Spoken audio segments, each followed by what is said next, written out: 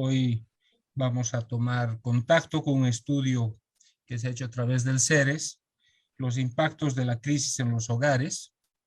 Quienes desarrollarán el tema será Roberto Lacerna, para tratar de ayudarnos a absorber algunas preguntas de cómo se combinaron las crisis, la económica con la sanitaria, qué impacto ha tenido la pandemia en la gente, de qué manera los hogares resisten y se adaptan a la crisis, cuál es de alguna manera nos dé los elementos para ver cuál es el futuro con la cuarta ola que se viene.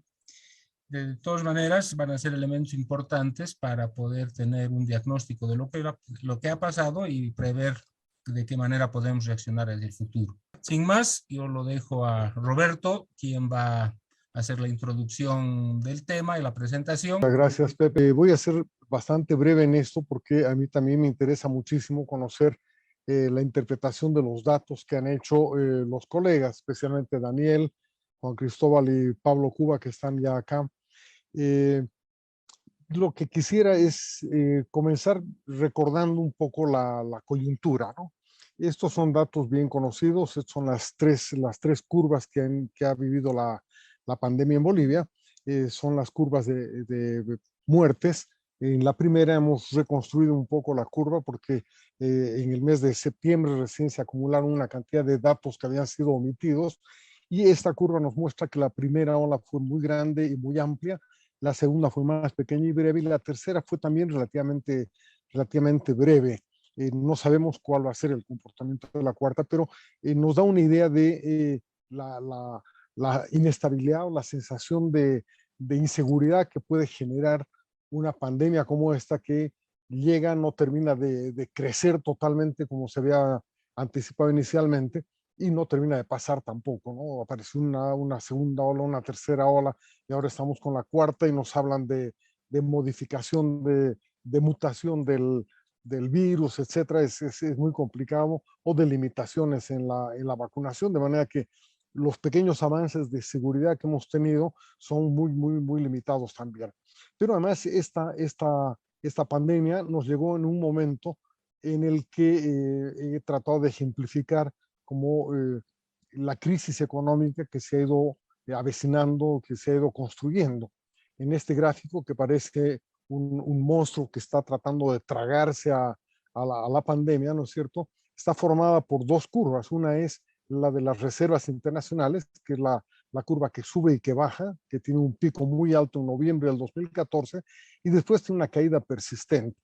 Y me gusta utilizar la idea de las reservas porque es una variable de resultado que resulta del comportamiento de las exportaciones, importaciones, balanza de pagos, etcétera. Y el hecho de que hayamos acumulado hasta noviembre nos muestra que ese es el momento de la bonanza y que a partir de entonces la bonanza simplemente fue desapareciendo. Y sin embargo, la segunda curva, ¿no? La segunda línea o pendiente alta, nos muestra que el gobierno parece no haberse dado cuenta de lo que ha sucedido. Esa es una imagen de la base monetaria boliviana, ¿no?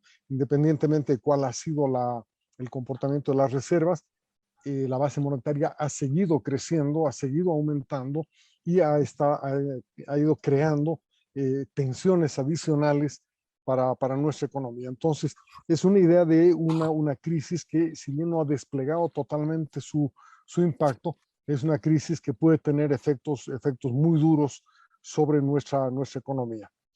El país entonces, en este periodo de la pandemia, nos dicen, ha soportado casi 20,000 muertes hasta ahora y cerca de 534,000 casos, pero al mismo tiempo, no se olviden, hubo un momento de transición, o estamos viviendo todavía un momento de transición desde el periodo de Evo Morales, que estuvo fuertemente marcado por la bonanza, hacia un nuevo periodo que le tocó vivir inicialmente a Janine Áñez, ¿no? Entonces, lo que he querido es remarcar que estamos en una situación de crisis combinada, ¿no? De una crisis que tiene elementos económicos que todavía no han desplegado del todo, pero que son muy riesgosos, una crisis que tiene elementos sanitarios que sí ha tenido un impacto muy fuerte, muy duro sobre las familias, y de una crisis política que empezó básicamente en el desconocimiento, el 21F, la pérdida continua de legitimidad y de apoyo de Evo Morales y sus esfuerzos de persistir y prorrogarse en el gobierno.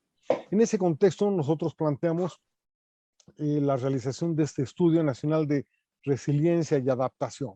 La idea era tratar de ver de qué manera la gente había recibido, había vivido la crisis y qué tipo de respuestas había recibido, había dado frente a los desafíos de la crisis.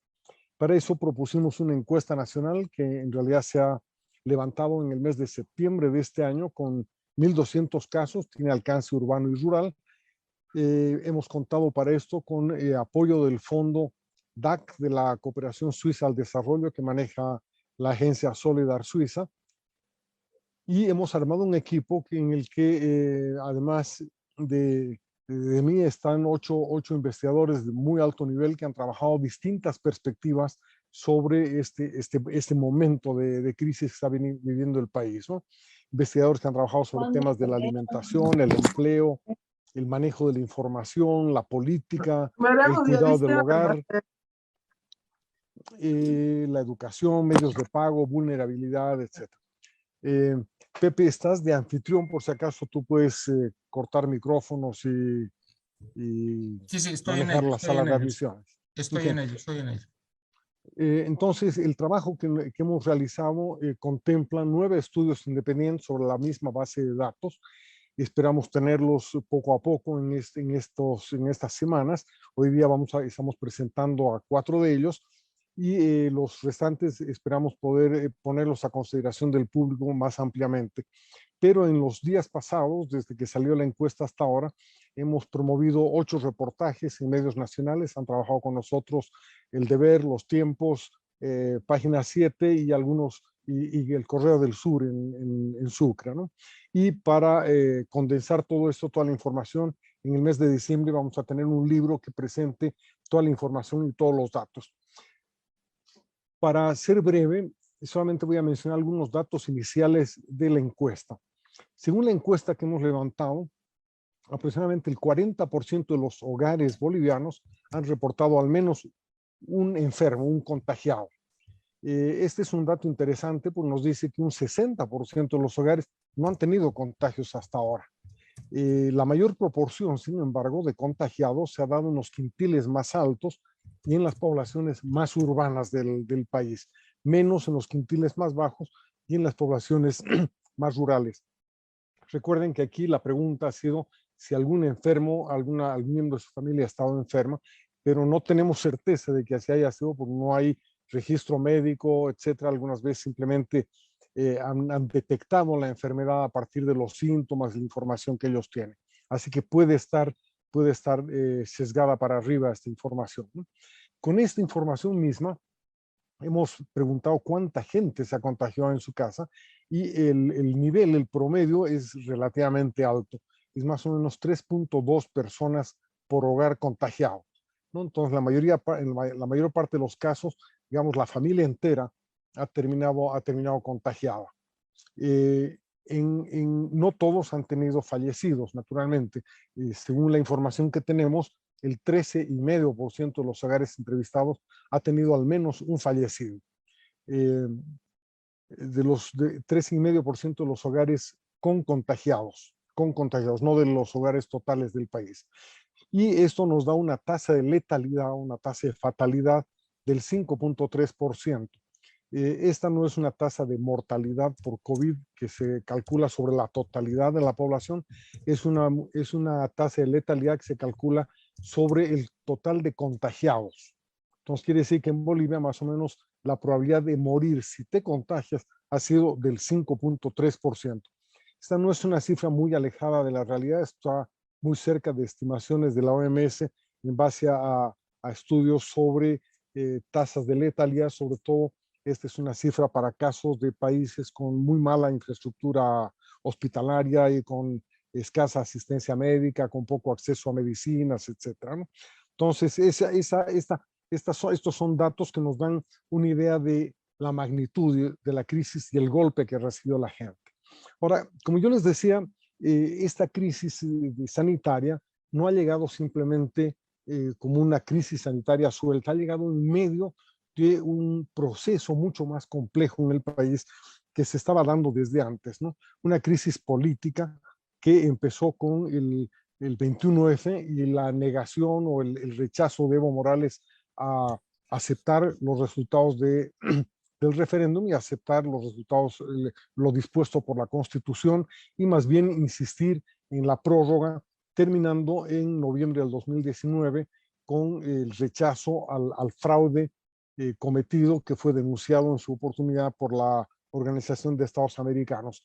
Entonces esto provocó, ¿no es cierto?, un cambio precipitado, improvisado, y obligó a armar un gobierno que no tenía otra razón, otro motivo que eh, convocar a nuevas elecciones. Pero justamente en ese momento llega la pandemia, y eso, en medio de una enorme incertidumbre, se conocía muy poco de la pandemia, no habían vacunas, no había eh, eh, tests, no había manera de examinar, en fin, había un montón de hospitales a medio construir, en fin, generó pues una situación de enorme tensión en un gobierno que había llegado simplemente para estar 3 o 4 meses, y que terminó prorrogándose y enfrentando esta crisis sanitaria tremenda, con el agravante de que además se sintieron tentados a la elección, y eso le quitó también piso, una base de apoyo importante. Entonces, entramos en una crisis política que no se ha terminado de resolver, a pesar de que el gobierno que tenemos ahora ha sido elegido por mayoría absoluta, ¿no? Y por el otro lado tenemos, como ya mencioné, esta crisis económica, ¿no?, que se marcada por el fin de la bonanza y la aparición de déficits en la balanza comercial, en la balanza de pagos, y déficit en el déficit fiscal también, de una magnitud sin precedentes, porque hemos llegado el año pasado al 12,5% del PIB, ¿no? Y este año estamos planificando, entre comillas, casi un déficit del 6 al 7% del PIB, es decir, casi el 40% del gasto fiscal programado no tiene financiamiento seguro, y va a depender de créditos internos y externos. Entonces, esto nos da una señal de crisis, una crisis que ya la estaba viviendo el gobierno de transición, obligado a gastar más cuando tenía bastantes menos recursos. Entonces, la idea nuestra ha sido tratar de identificar qué impactos ha tenido esta crisis en los hogares. Y por supuesto, los impactos son múltiples, son diferenciados. Hemos tratado de ver de qué manera los impactos han sido distintos en quintiles de riqueza, o en las poblaciones más urbanas, menos urbanas, pero también se puede ver en función de otros parámetros, ¿no?, el tipo de empleo, la edad de los jefes de hogar, en fin. Aquí hay un inventario muy rápido, muy apurado, de algunos de los impactos que hemos detectado. Por supuesto, enfermedad y muerte, que han derivado en enormes sensaciones de inseguridad y miedo, no solamente entre los que han sufrido el impacto directo de la pandemia, sino en todos nosotros, ¿no?, que hemos sido obligados a permanecer encerrados en las casas, con la idea de que el virus está flotando en el aire y nos puede llegar el contagio de cualquier lado, por cualquier manera. Entonces la gente empezaba a tener incluso comportamientos algo paranoicos. Esto ha generado también mucha desconfianza, porque se veía instituciones que no respondían, que no podían funcionar adecuadamente. Creo yo que esto explica en parte también, yo creo que lo vamos a escuchar en el caso de Daniel, el aumento muy fuerte en la desconfianza hacia las autoridades como personas, y hacia las instituciones también, ¿no? Creo que pocas veces hemos estado con un nivel de desconfianza tan grande en el país. La gente no confía en nadie prácticamente. Pueden haber votado por Luis Arce, pero ni siquiera los propios votantes o militantes del MAS tienen un alto nivel de confianza en lo que Luis Arce puede hacer, ya sea en el término económico, y mucho menos en el término sanitario, y mucho menos aún en torno al tema de la reconciliación política. Además, son momentos en los que las familias se han enfrentado a la necesidad de mayores gastos para enfrentar la pandemia, la salud, los nuevos temas de la educación, la limpieza en el hogar, la separación de cuartos, etcétera. En un momento en el que además, por la contracción económica, la gente tiene menores ingresos, han enfrentado serios problemas de desempleo, y de los cuales están saliendo con una sensación de informalidad y precariedad muy grandes, ¿no? Termino la presentación esta rápida marcando por lo menos 3 desafíos para la política y algunas oportunidades que se han detectado, sobre todo a partir de las actitudes de la gente, la manera en que la gente ha respondido a la crisis, ¿no? Desafíos para la política los entiendo en el sentido de que son desafíos para las autoridades, para las entidades públicas, sobre cómo deberían enfrentar el momento que se está viviendo. Una prioridad, creo yo, desde el campo político es recuperar la confianza institucional. Hay que hacer el mayor esfuerzo, y las autoridades deberían ser las primeras en hacerlo, en tratar de recuperar el respeto a la ley, en tratar de reconstruir la independencia de poderes y en tratar de dedicarse más a la gestión y menos a la pugna política. Si no lo hacen, la crisis política puede terminar devorándolos. Esta es un riesgo muy grande en el que ellos están corriendo y que nos están haciendo correr a todos, porque si no se dan cuenta en el desafío que importa para el futuro del país, pues el deterioro va a ser continuo y va a ser cada vez más grave. En términos económicos, la clave está en la dinamización de las inversiones. Tiene que haber una mayor flexibilidad en el acceso al crédito. Hemos visto en los datos, por ejemplo, no mucha gente ha acudido al crédito y los que han acudido solamente la mitad lo han obtenido. Entonces, todavía hay una restricción muy grave y posiblemente el exceso de intervención estatal está desalentando a los bancos de ser mucho más agresivos en la colocación y en la otorgación de créditos. Segundo tema, tiene que haber menos impuestos. La verdad es que la masa tributaria está concentrada en una proporción muy, muy pequeña de la población y esa población está sufriendo mucho por la presión tributaria que sufre.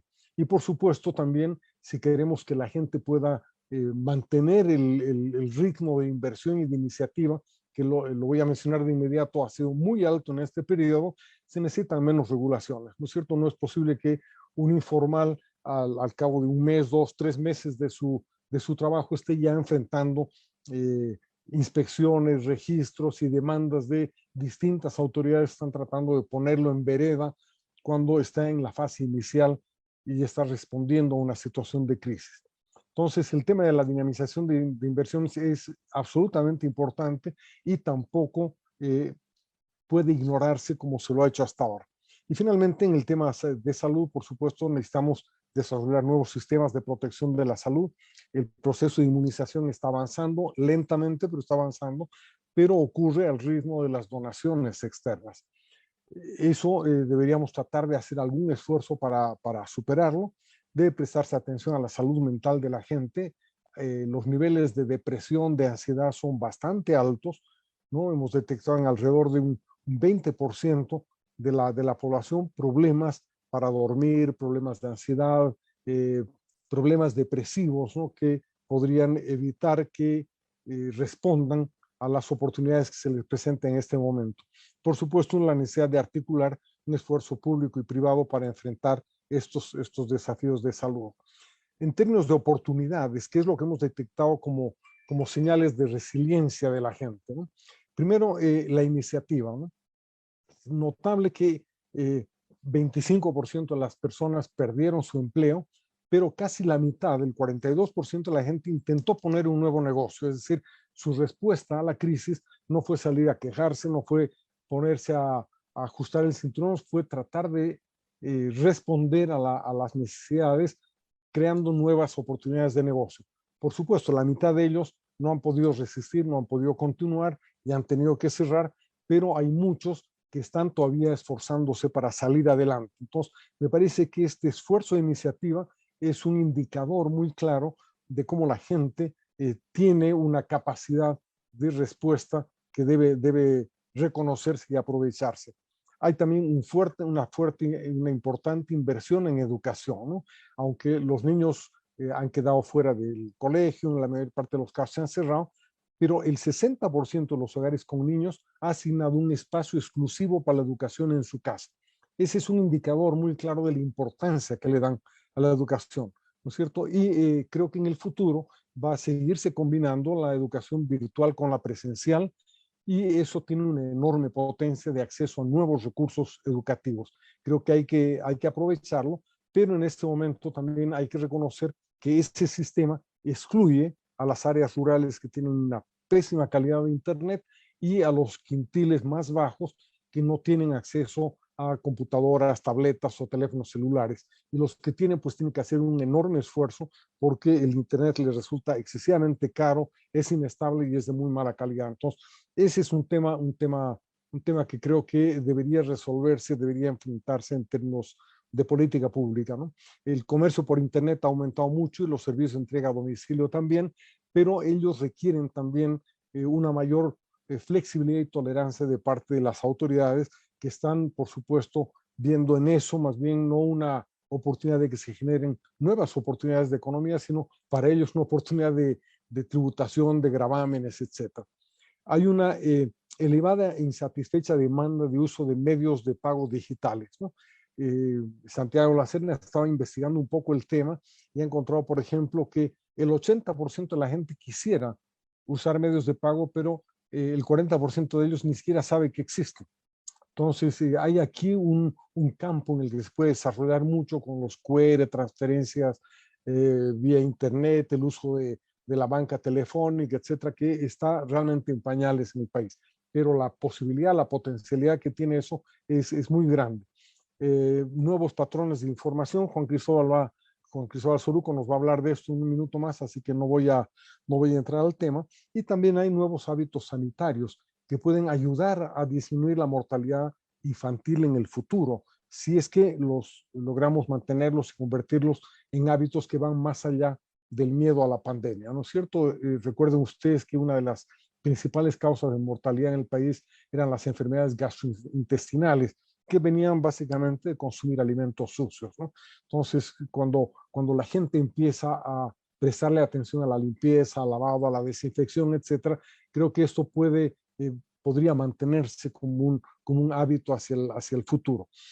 Con esto he querido simplemente ejemplificar algunos de los elementos que hemos recogido en términos de dato, en términos de información, en términos de lo que podría plantearse hacia el futuro para políticas públicas que nos ayuden a salir de este momento de crisis.